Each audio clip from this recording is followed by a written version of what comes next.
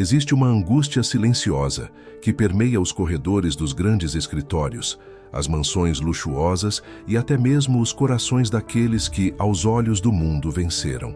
É uma sensação sutil, quase imperceptível no barulho do dia a dia, mas ensurdecedora no silêncio da noite.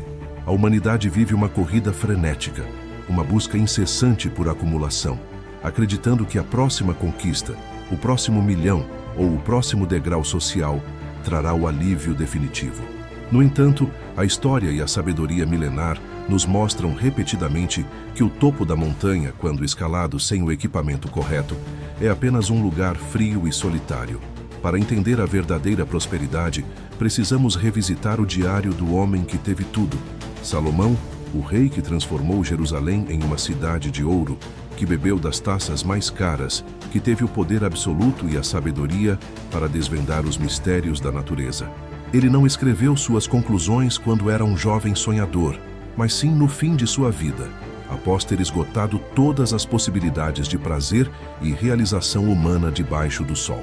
E a conclusão dele, registrada no livro de Eclesiastes, ecoa como um trovão através dos séculos. Vaidade de vaidades. Tudo é vaidade. Essa frase não é um convite ao niilismo ou à desistência, mas um diagnóstico preciso da condição humana desconectada de sua fonte. Salomão descobriu da maneira mais difícil que a riqueza material, por mais vasta que seja, é incapaz de preencher as fendas da alma. Ele percebeu que o trabalho árduo, a construção de impérios e a acumulação de bens, se feitos como um fim em si mesmos, são como correr atrás do vento. Você tenta agarrar, mas não segura nada. O vento passa e você fica apenas cansado. É aqui que entra o ponto de inflexão, a chave mestra que separa a riqueza triste da prosperidade abençoada. A prosperidade bíblica, aquela que não acrescenta dores, não começa na conta bancária, ela começa no espírito. Não é possível construir uma estrutura duradoura sobre um alicerce de areia. O mundo ensina a buscar os recursos para depois buscar o significado. Mas o código divino inverte essa lógica. Jesus, em sua sabedoria suprema, entregou o algoritmo perfeito para a existência humana em Mateus 6,33. Buscai primeiro o reino de Deus e a sua justiça, e todas estas coisas vos serão acrescentadas. Note a precisão cirúrgica dessa instrução. Ele não disse para buscar apenas o reino e esquecer as coisas, nem disse para buscar as coisas e, se sobrar tempo, buscar o reino. Ele estabeleceu uma hierarquia de prioridades. Quando Jesus é colocado como a pedra angular da vida, tudo mais se alinha. Ter Jesus em primeiro lugar não é uma regra religiosa para limitar o potencial humano. É, na verdade, a estratégia mais inteligente de preservação e expansão. Sem ele, o dinheiro se torna um tirano cruel. O sucesso se torna uma droga viciante que exige doses cada vez maiores para satisfazer. A fama se torna uma prisão de aparências. Mas quando a identidade do indivíduo está firmada no Criador, a prosperidade deixa de ser um ídolo e passa a ser uma ferramenta. O dinheiro deixa de ser o mestre e se torna o servo. Essa é a liberdade real. Aquele que tem Cristo no centro não é abalado pelas oscilações do mercado, porque sua segurança não vem dos números, vem da promessa eterna. Eclesiastes nos adverte que Deus colocou a eternidade no coração do homem. Isso significa que fomos projetados com um espaço infinito que nada finito pode preencher. Tentar preencher esse espaço com carros, casas ou status é como tentar encher o oceano com um copo d'água. É matematicamente impossível. A frustração que tantos sentem, mesmo no auge do sucesso financeiro, vem desse erro de cálculo existencial. Eles estão tentando resolver um problema espiritual com soluções materiais. A verdadeira prosperidade é, antes de tudo, um estado de paz e plenitude que transborda para o mundo físico. É ter o suficiente para viver bem e para abençoar outros, mas sem a ansiedade corrosiva de perder tudo. Salomão, após descrever a vacuidade da vida sem Deus, nos leva a entender que o desfrutar do trabalho é um dom divino. Ele diz que é bom que o homem coma, beba e veja o fruto do seu trabalho. A riqueza não é o problema. O amor ao dinheiro e a colocação da riqueza no trono que pertence a Deus é que é a raiz de todos os males. Quando Jesus entra na equação, ele santifica a ambição. Ele transforma a ganância em propósito de serviço. Ele muda a pergunta de "o que eu posso ganhar com isso?" para "como eu posso servir melhor com o que tenho?" E, paradoxalmente, é o serviço que gera a maior riqueza. Muitos buscam atalhos, fórmulas mágicas e segredos ocultos para enriquecer, ignorando que o maior segredo está exposto à vista de todos. A conexão vertical precede a bênção horizontal. Antes de expandir para os lados, é preciso crescer para cima. A raiz deve ser profunda para que a árvore suporte os frutos. Quem tenta pular essa etapa, quem tenta construir a torre sem calcular os custos espirituais, acaba envergonhado. A vida com Jesus no centro oferece uma vantagem competitiva injusta: a sabedoria. A mesma sabedoria que Salomão pediu e recebeu. Uma mente renovada por Cristo enxerga oportunidades onde outros veem crises. Tem paciência quando todos estão desesperados. Tem integridade quando todos estão se corrompendo. E a longo prazo, a integridade é o ativo mais valioso que alguém pode ter.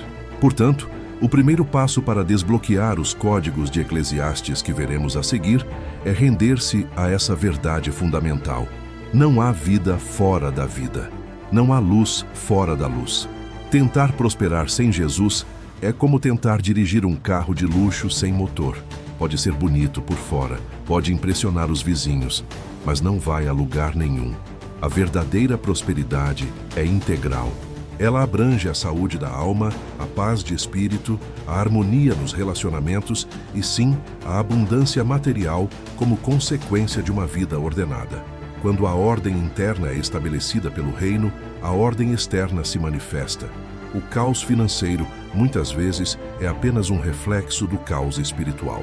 Ao alinharmos nossa bússola com o norte verdadeiro, paramos de perseguir o vento. Paramos de viver para a aprovação de pessoas que não se importam conosco.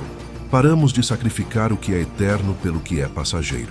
Eclesiastes nos ensina que há um tempo para todo propósito debaixo do céu, mas o tempo de buscar a Deus é sempre o agora.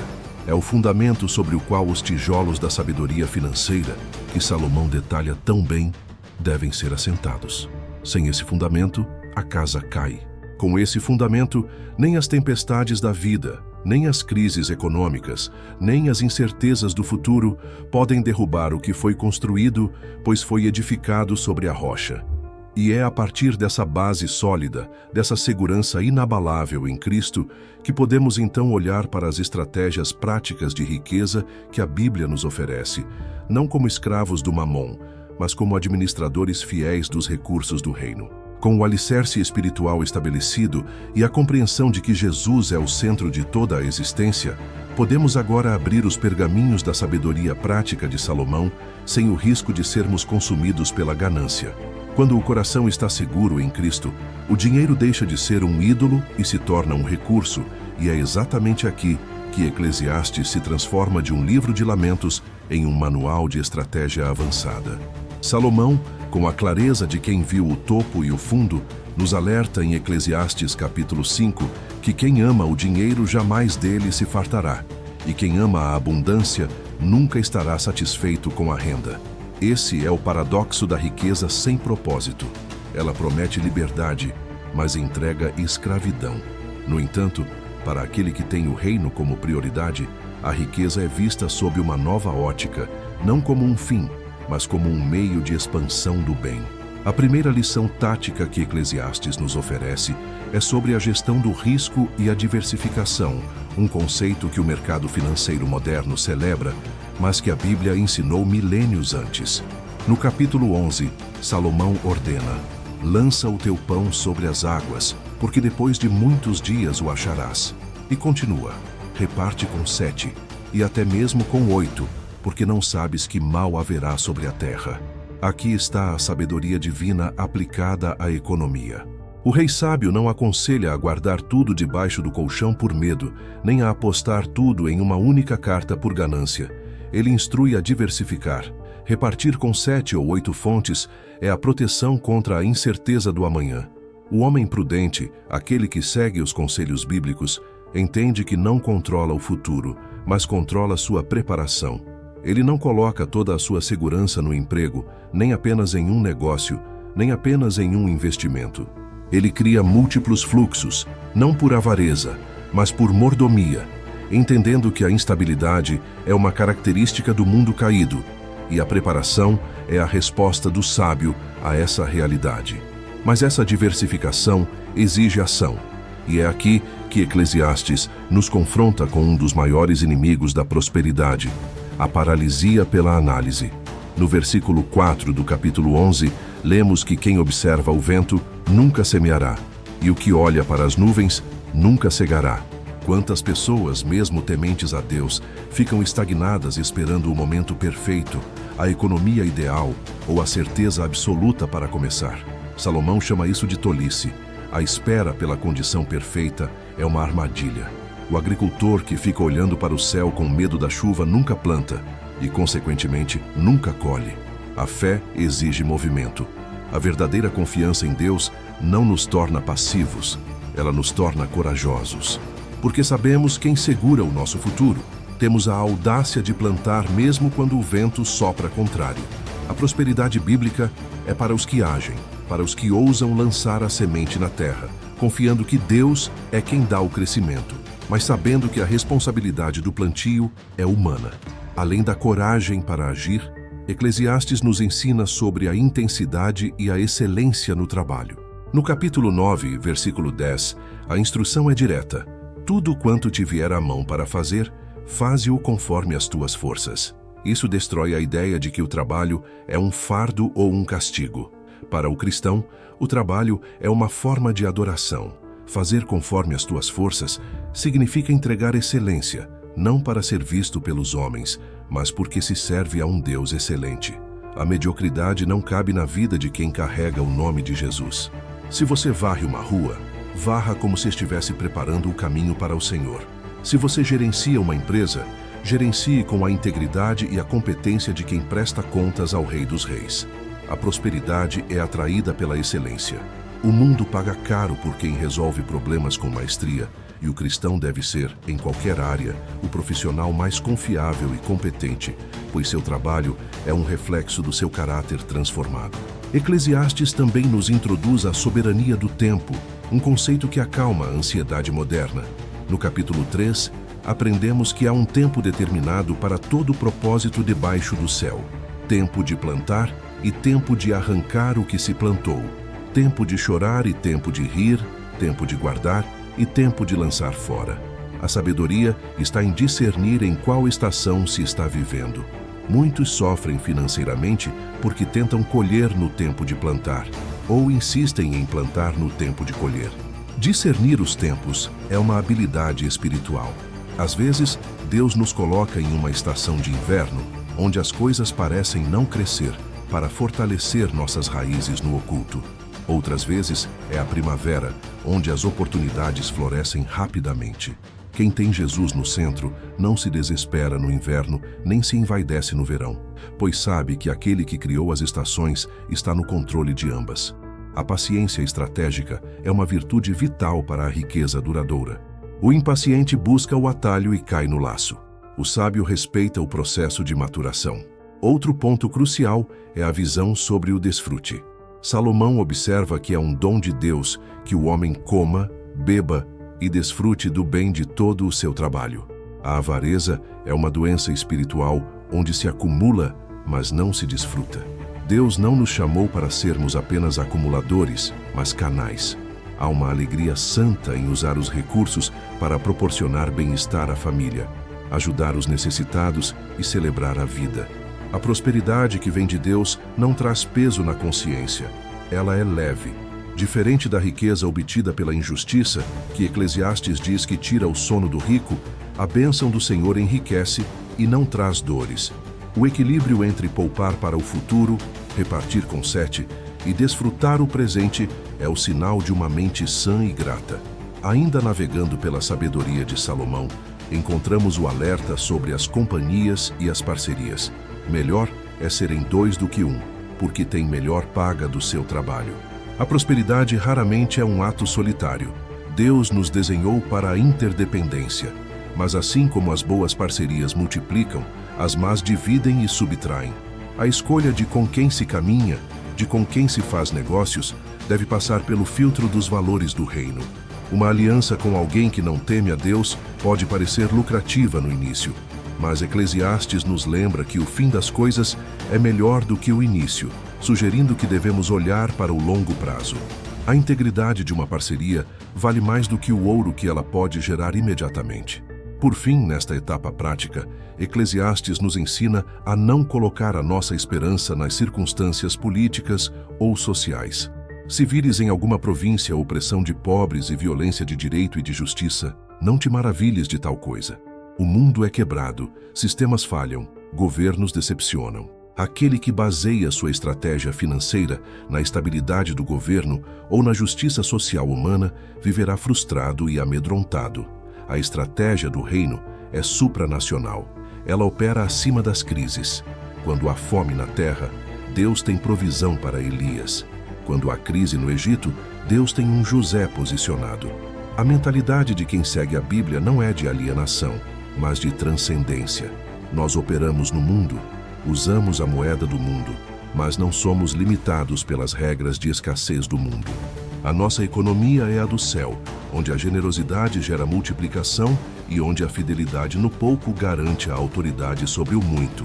Compreender esses princípios de Eclesiastes, diversificação, ação corajosa, excelência, discernimento do tempo e desfrute equilibrado, nos prepara para a última etapa, a perpetuidade e o legado, onde a riqueza deixa de ser apenas sobre nós e passa a ser sobre as gerações futuras. O verdadeiro teste da prosperidade não é o que você acumula em vida, mas o que permanece quando você se vai. Eclesiastes nos confronta com a mortalidade de uma maneira crua e necessária. Salomão observou que o homem trabalha debaixo do sol, acumula sabedoria, conhecimento e equidade, e ainda assim deve deixar tudo para alguém que não trabalhou por isso. Para o homem sem Deus, essa realidade é desesperadora, é vaidade e grande mal. Ele se pergunta: para que tanto esforço se tudo ficará aqui? Mas para aquele que vive com a perspectiva da eternidade, essa mesma verdade se transforma em um chamado poderoso para o legado. A riqueza, quando submetida ao senhorio de Cristo, deixa de ser um fim em si mesma e se torna uma semente geracional. O cristão não acumula para segurar, ele administra para passar adiante. A visão de curto prazo é o câncer da prosperidade moderna. A visão do reino é transgeracional. A Bíblia nos ensina em Provérbios, livro também atribuído à sabedoria salomônica, que o homem de bem deixa herança aos filhos de seus filhos. Note a profundidade disso, não apenas aos filhos, mas aos netos. Isso exige uma mentalidade de construção que ultrapassa a própria existência. Quem vive apenas para o seu próprio conforto, quem gasta tudo o que ganha em prazeres momentâneos, está roubando o futuro de sua linhagem. Eclesiastes nos adverte sobre o mal de gerar riquezas guardadas para o dano do seu dono, ou riquezas que se perdem por um mau negócio, deixando o filho sem nada na mão. A irresponsabilidade financeira é biblicamente uma falha moral. O homem de Deus é chamado a ser uma represa que acumula para gerar energia e vida para os que vêm depois, e não um sumidouro que absorve tudo para si. Mas o legado não é apenas financeiro, é acima de tudo espiritual e moral. Salomão termina Eclesiastes com a conclusão de toda a sua busca: teme a Deus e guarda os seus mandamentos, porque isto é o dever de todo homem. De nada adianta deixar milhões na conta bancária se você deixar filhos espiritualmente falidos. A maior herança que alguém pode deixar é o exemplo de uma vida que colocou Deus acima do ouro. É o testemunho de que a integridade vale mais que o lucro rápido. É a memória de um pai ou uma mãe que, mesmo na bonança, nunca se esqueceu dos pobres, nunca negociou seus valores e nunca deixou de adorar. Esse tipo de legado é inquebrável. O dinheiro pode ser gasto, as propriedades podem ser vendidas, mas o caráter forjado no temor do Senhor é uma fundação sobre a qual as próximas gerações podem construir com segurança. A generosidade é a chave que destranca essa perpetuidade. Eclesiastes nos ensina: lança o teu pão sobre as águas. Isso fala de risco, sim, mas fala também de generosidade radical. Aquele que retém mais do que é justo cai em pobreza, mas a alma generosa prosperará. No reino de Deus, a matemática é invertida. Retemos o que damos e perdemos o que guardamos. A verdadeira prosperidade flui através de mãos abertas. Quando você se torna um canal de bênção, Deus garante que o fluxo nunca cesse. Ele dá semente ao que semeia e pão ao que come. Se você quer que sua vida financeira nunca seque, torne-se um distribuidor, não um represador. A ganância fecha a torneira do céu. A generosidade a escancara. E isso não é teologia da prosperidade para barganhar com Deus. É o princípio da semeadura e colheita, uma lei natural e espiritual que governa o universo. Além disso, Eclesiastes nos lembra que Deus trará a juízo toda a obra, e até tudo o que está encoberto, quer seja bom, quer seja mal. Essa perspectiva do juízo final não deve nos paralisar de medo, mas nos encher de responsabilidade. Saber que prestaremos contas de cada centavo, de cada oportunidade e de cada talento nos faz viver com uma seriedade santa. Não somos donos de nada, somos mordomos de tudo. O dono é Deus. Nós apenas gerenciamos temporariamente os recursos dele. Quando essa chave vira na mente, a ansiedade desaparece. Se o dinheiro é dele, a responsabilidade final de prover é dele. A nossa parte é ser fiel, diligente e sábio. O mordomo infiel enterra o talento por medo. O mordomo fiel multiplica o talento por amor ao Senhor. A prosperidade bíblica é, em última análise, ouvir no final da jornada: muito bem, servo bom e fiel. Portanto, a conclusão de Eclesiastes nos leva de volta ao início, mas agora com uma nova profundidade. A vida sem Deus é vaidade, um ciclo sem sentido de nascer, trabalhar e morrer. Mas a vida com Deus, enriquecida pela sabedoria prática de Salomão, é uma aventura de propósito, impacto e alegria. Você pode desfrutar do fruto do seu trabalho sem culpa. Você pode construir riqueza com integridade. Você pode e deve ser ambicioso, não pela ambição egoísta de ser o maior, mas pela santa ambição de ser o mais útil. O mundo precisa de cristãos prósperos, não apenas de cristãos ricos. O rico tem dinheiro, o próspero tem paz, tem propósito, tem família, tem saúde e tem Deus. O rico pode ser miserável, o próspero é abençoado para abençoar. Diante disso, o convite que a sabedoria de Eclesiastes nos faz hoje é para um realinhamento total. Se você tem buscado a riqueza como um fim, pare e recalcule a rota, pois o fim dessa estrada é o abismo da vaidade. Se você tem vivido paralisado pelo medo, olhe para as águas e lance o seu pão. Se você tem sido negligente, acorde e faça tudo conforme as suas forças. E acima de tudo, se você tem tentado construir sua vida sem a pedra angular, arrependa-se e volte ao fundamento. Busque primeiro o reino. Faça de Jesus o seu sócio majoritário, o seu conselheiro admirável e o seu Senhor absoluto. Não se engane, os tempos são maus e a incerteza paira sobre a terra. Mas para aqueles que estão firmados na rocha e guiados pela sabedoria milenar da palavra, não há temor de más notícias. O coração deles está firme, confiado no Senhor. Eles não apenas sobreviverão aos dias difíceis, eles prosperarão neles, servindo como faróis de esperança e estabilidade em um mundo que se desespera. A verdadeira prosperidade é possível, é bíblica e está disponível. Ela não é um segredo místico, é um caminho de obediência.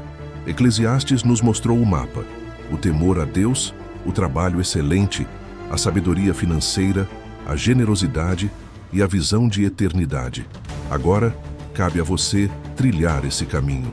Que a sua vida seja a prova viva de que é possível ter tudo, desde que o tudo que você tem comece e termine nele. Se inscreva no canal para continuar recebendo conteúdos como esse. Na descrição existe links para você comprar livros que o ajudará a mudar sua mentalidade. Nos vemos no topo.